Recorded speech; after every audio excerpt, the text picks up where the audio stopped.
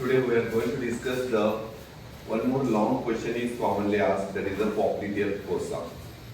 So this is one of the important topic in the lower limb, which is you have to know the commonly asked for the 10 marks question. I have told most important questions in the lower extremity are the femoral triangle, femoral seat, adductor canal and popliteal fossa. So today we are going to deal the popliteal fossa. This is the one which is you have to tell the muscular space situated behind the knee joint. Whatever the behind the knee joint situated hollow muscular space, which is we are going to call it in a popliteal fossa. So definition of the popliteal fossa is we are going to study the popliteal fossa under the head like a definition. Then I am going to deal the what are the boundaries of the popliteal fossa. Then next roof of the popliteal fossa, then floor, then content of the popliteal fossa. Lastly, we are going to cover that is the applied method. So under these heads, you have to explain the popliteal fossa. First one, as you have to see the back of the knee, this is a diamond shaped hollow muscular space situated behind the knee joint. So precisely it is situated lower end of the femur and we have the knee joint, upper part of the tibia. Precisely it is situated lower end of the femur, knee joint and upper part of the tibia. Okay. So this is the definition. This vertical diameter is more than the transverse diameter. This popliteal fossa is very well seen hollow cavity like. It is seen very well when the knee is fully flexed and it is bulged when knee is extended. Fully extended, that time this popliteal fossa is bulged, and when it is flexed we are going to see the commonly the diamond shaped hollow muscular space or the cavity like. So that is the one which is you have to add this definition. So complete definition of the popliteal fossa is it is a diamond-shaped muscular hollow space situated behind the knee joint, precisely at the lower part of the femur, knee joint and upper part of the tibia. And this having the diamond shape, you have to mention the diamond-shaped muscular space. And this vertical diameter is more than the transverse diameter. So it is very well seen when knee is flexed. When knee is flexed, the cavity is seen. That is a muscular space, hollow space is seen very well. When the knee is fully flexed, then when it is a bulges when the knee is extended. So these all points you have to write in the definition of that is a popliteal fossa. Next, going to what are the boundaries of the popliteal fossa? As you have to draw, this should look like a diagram, that should look like a diamond shape. So you have to mention that this is not having the medial lateral boundaries. Then like a common other triangles having the medial lateral base, apex like that. But as it is having the diamond shape, it is having the superior lateral boundary and superior medial boundary. Then we have the inferior lateral boundary and inferior medial boundary. So that you should not make any mistake while writing a boundary of popliteal fossa, because it is not having the medial and lateral boundaries like the other triangles commonly. As it is a diamond shape, you should know it is having the superior lateral, superior medial, inferior lateral, inferior medial. Then superior laterally it is bounded. What are the boundaries we are going to deal? Boundaries muscle forming the popliteal fossa. In this we have the superior laterally by the biceps femoris and superior medially semimembranous and semitendinous. Inferior laterally it is by the lateral head of gastrocnemius, and as I have told, laterally we get the plantaris muscle, and inferior medially medial head of gastrocnemius. So you should remember the superior laterally biceps femoris. You are not going to, should not confuse. If you make this labeling in the reverse way and writing also in the exam, you make the mistake this one. This you will write the superior writing in the writing. Superior laterally is a bicep, but you will write superior writing. While writing, I am talking. Superior laterally, you will make the biceps is correct. But when you make the writing in the mistake, that is a superior medially, you will write the biceps. Commonest mistake happens during the exam is this one. So that you have to remember the superior lateral fix, you have to remember one muscle, then remaining all you can write. So that superior laterally biceps is superior medially semitendinosus, semimembranosus. Inferior laterally we have the lateral head of gastrocnemius, inferior medial head of gastrocnemius. So one should you have to add other term. Inferior laterally plantaris supplemented with the plantaris. Here also we have the sartorius, gracilis and adductor magnus is supplemented. Means what? Here when you write all this boundary, then you have to add the extra point. Superior medially, it is also with the semitendinosus, semimembranosus. It also supplemented by the sartorius, gracilis, adductor magnus. So these are the boundaries muscle forming the that is the popliteal fossa. When we go to the roof structure, so when you go to the roof structure, which is you are going to explain, when you see this boundaries and main diagram, you have to make the popliteal fossa outline. So these are the muscle which is we have dealt in the boundaries. Next, which is you have to remember about the roof structure. When we tell the roof is formed by the, here almost all the roof of the popliteal fossa is formed by the very tough popliteal fascia. Whatever the superficial fascia, deep fascia is there all over the body, lower limb.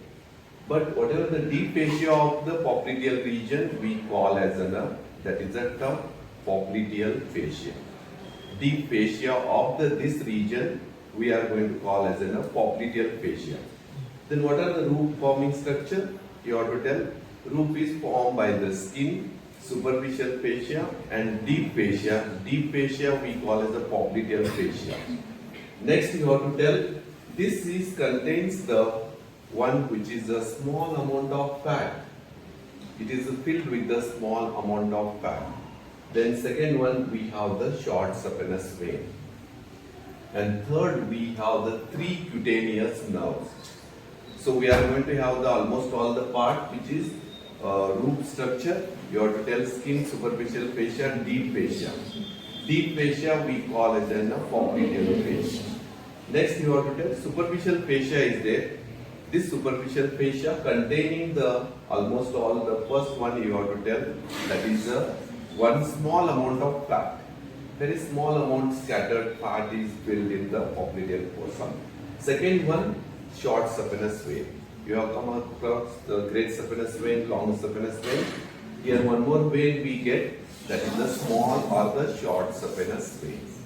So this is the one, and three cutaneous nerve. One cutaneous nerve which is we call as a posterior division of, that is a cutaneous nerve which is we get posterior cutaneous nerve of thigh. So this is we call as a posterior cutaneous nerve of thigh. Then we have the posterior division of medial cutaneous nerve of thigh. Then we have the common peroneal nerve, or we call as a sural nerve, or the common peroneal nerve. So these all are the forming the roof structure. So roof is formed by the skin, superficial fascia, deep fascia. Superficial fascia contains the small amount of fat, short saphenous vein, and three cutaneous nerves, which are posterior cutaneous nerve of thigh, posterior division of medial cutaneous nerve of thigh, sural nerve. So you have to tell, then you have to tell the deep fascia. Deep fascia also make the, that is the roof for the popliteal fossa. Then you have to explain these all are structure forming the roof of the popliteal fossa.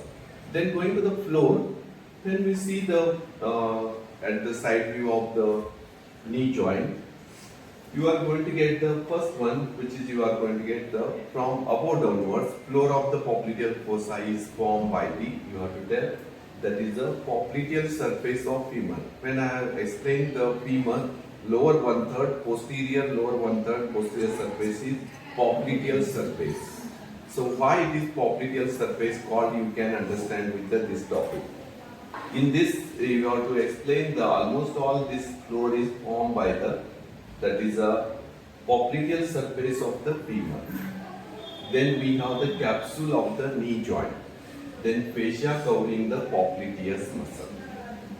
So all these from above downwards, the floor of the popliteal fossa is formed by the popliteal surface of femur, then capsule of the knee joint, I have told, then fascia covering the popliteus muscle. So these all will form that is the floor of the popliteal fossa. So we have dealt the introduction, definition, boundaries, root and floor. This is a what? Floor. Then going to the last one, which is contains what are the contents of the popliteal fossa. So with this better diagram you can see these are the contents of the popliteal fossa. You have 8 contents. Here you are going to get the 8 contents like properly or right. That is the one. Don't make here writing the femoral artery. Confusingly, you may write the content as a here femoral artery. But here we are going to get popliteal fossa contains the popliteal artery. So your first popliteal artery and its branches, popliteal vein and its tributaries, tibial nerve and its branches, then common peroneal nerve and its branches, then posterior cutaneous nerve of thigh, then I have told the genicular branch of obturator nerve, then popliteal group of lymph nodes, then fat. So these all you have to remember about the 8.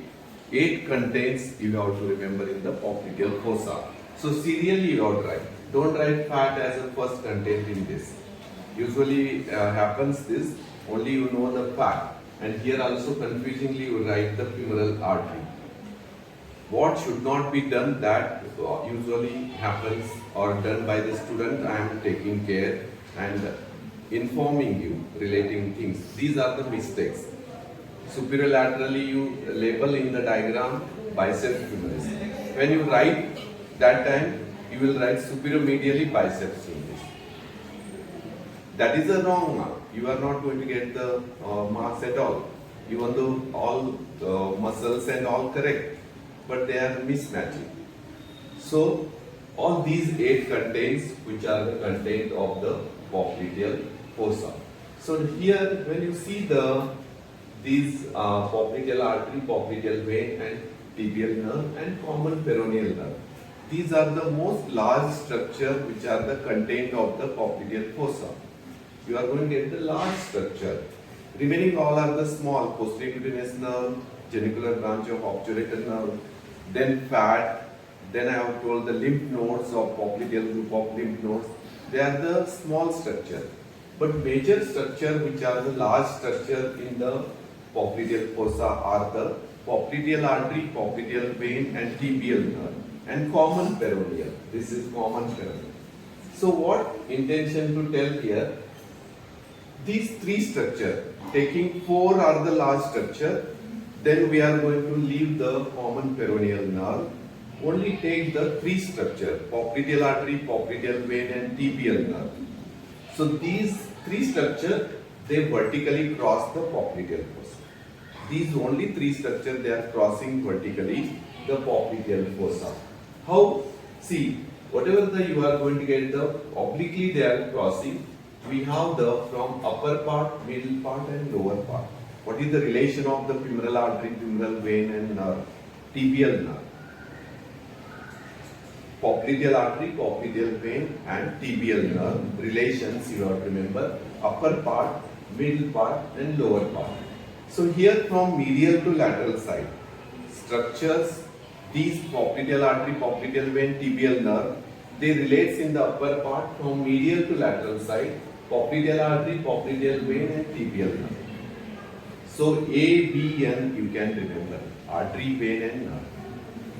In the middle, you have to make whatever the AVN you have done, reverse of that you have to make from behind forward. So that is a nerve, vein and artery. reverse of ABN. I have told artery, vein, nerve. Make it reverse in the middle part, nerve, vein and artery from behind to forward. Then in the lower part, medial to lateral side, that is the tibial nerve, then popliteal vein and popliteal artery. This is also NVA. So artery, vein, nerve, ABN, then NVA and NVA. Here upper part medial to lateral, lower part medial to lateral, from behind forward at the middle. So this is a very important relations of the structures containing the popliteal fossa. Major content are the femoral artery, that is popliteal artery, popliteal vein and tibial nerve. So these three structures are important and they are crossing vertically popliteal fossa. But the relations in the popliteal fossa, they changes. In the above, upper part is different, middle part is different, lower part it changes. So this is very important expected from you in the relations you have to remember in the content of the popliteal fossa. So all these are the contents you have to remember. Even you can make the content diagram this, which you can make out. So here you can label the muscles and after that content you can remember. So this is one very important relations you can popliteal artery, popliteal vein, tibial nerve, common family. So this you have to remember in this. Then what is the applied anatomy of popliteal fossa? Here you have the popliteal artery. So popliteal artery pulsation you can feel.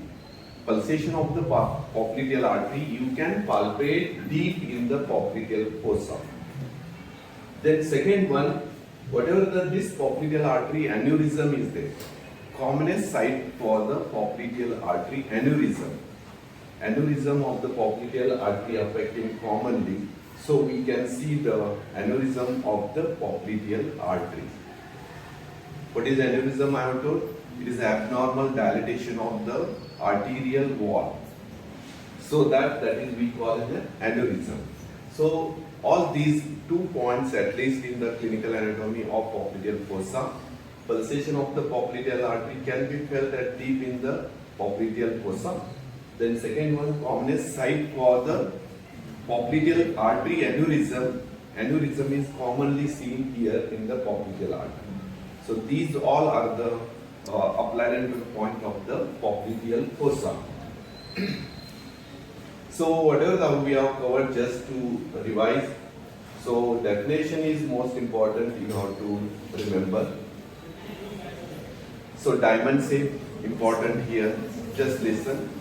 Diamond shape, which is I am talking, that is the most important. You have to mention the vertical diameter is more than the transverse diameter. Then this is hollow muscular space behind the knee joint. This is muscle. So you have to tell hollow muscular space behind the knee joint precisely. This word you have to use precisely from the lower part of the lower 1/3 of the femur, knee joint and upper part of the tibia. Then you have to tell that is when it is commonly seen properly or in the hollow cavity is very well seen when knee is placed. And knee is extended, it can be bulge. Boundaries you have to make the all 4 sides as it is a diamond shape. You have to tell superior lateral, superior medial, inferior lateral, inferior medial. That is the one. Roof structure you have to remember. This is the roof structure. And next you have to remember about the content, floor and content of the popliteal fossa. In the floor, you have to tell the popliteal muscle covering the fascia. Then I have told the capsule of the knee joint. Then I have told the popliteal surface of the femur. So that is. And content is, I have told almost all these are the 8 contents of the popliteal fossa. So very important here you have to remember. So in this, these upper 4 are the big structures, maximum, and upper first 3 are the crossing vertical. That relation is important. Then clinical anatomy I have told, and this is all about the popliteal fossa. And this can be asked for the 10 marks.